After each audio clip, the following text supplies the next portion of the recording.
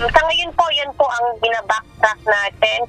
We have already sought information from Malaysian authority to see kung ano yung aircraft na sinakyan niya. From there po, backtracking tayo ano yung mga iba pang modes of transportation na maaari po niyang ginamit. Iniimbestigahan na ng Bureau of Immigration ang bawat biyahe at ginamit na sasakyan ni na-dismiss Mayor Alice Go at Sheila Go palabas ng Pilipinas noong Hulyo. Ayon kay Dana Sandoval, tagapagsalita ng Bureau of Immigration, nakakuha sila ng impormasyon na sumakay sa eroplano sina Go papuntang Malaysia. Taliwas ito sa kanilang kwento na sumakay sila ng bangka at ilang beses nagpalipat-lipat hanggang sa makarating sa ibang bansa. Ang impormasyong ito, inihayag ng BI sa pagdinig ng Senado kahapon sa mga isyung kinasasangkutan ni Go at ng Illegal Philippine Offshore Gaming Operators o POGO. Sa hiwalay na panayam ng UNTV, sinabi ni Sandoval na base sa impormasyon mula sa Malaysia sa pamamagitan ng back-channeling, posibleng sa Kuala Lumpur International Airport lumapag si Go gamit ang isang private plane.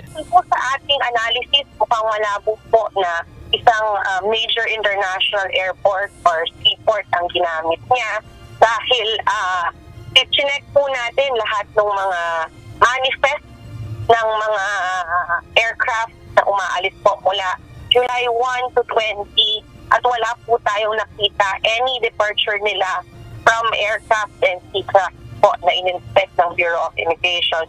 So what we believe po ay maaaring gumamit po ito ng private aircraft sa isang pribadong airstrip upang makaalis po ng bansa illegally.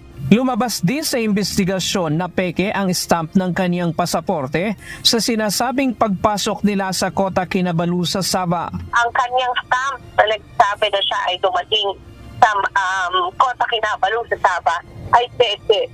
So ang sinasabi po nito ay eroplano po ang mode of transportation niya papasok po ng Malaysia. Ang tingin po natin ay rekta po galing Pilipinas papuntang Malaysia ito. At hindi nag-pass through any other country dahil wala pong ibang annotation or entry from other countries itong sinaalis ko.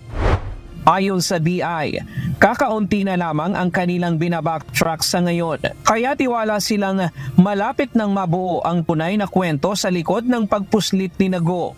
I'd like to say po na malapit na tayo kasi kalahati po ng storya ni Alice Go is proven na we've seen more light ngayon doon sa storya. So tingin po natin, konti na lang, we would be able to complete the entire picture. Tingin ng BI, hindi lamang isa o dalawang tao ang tumulong kina Go dahil hindi naman basta-basta makakakuha ng pribadong eroplano para makaalis ng bansa. This is a priority of the Bureau of Immigration kasi nakikita natin na this is a security concern, a major security concern, and we are prioritizing investigating this matter. Hindi rin iniaalis ng BI ang posibilidad na may mga tauhan silang sangkot sa insidente. Babala ng ahensya mahaharap sa patong-patong na kaso ang mga mapapatunayang tumulong kina Go.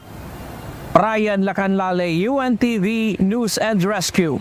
Diyos ang aming sandigan, serbisyo publiko ang aming pinahahalagahan.